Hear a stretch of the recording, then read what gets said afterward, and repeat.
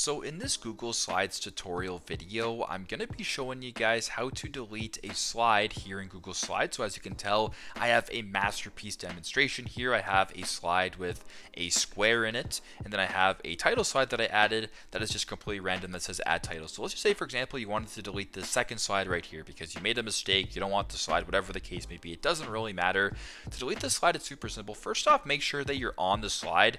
So I'm going to go to slide number 2 here. Now at the bottom, as you can tell, there's the number 1 slide and the number 2 slide.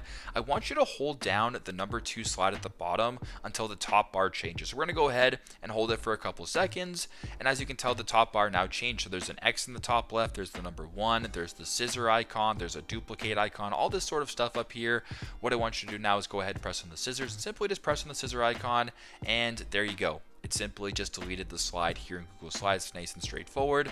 Pretty simple process here. I hope this video helps. Thanks again for watching.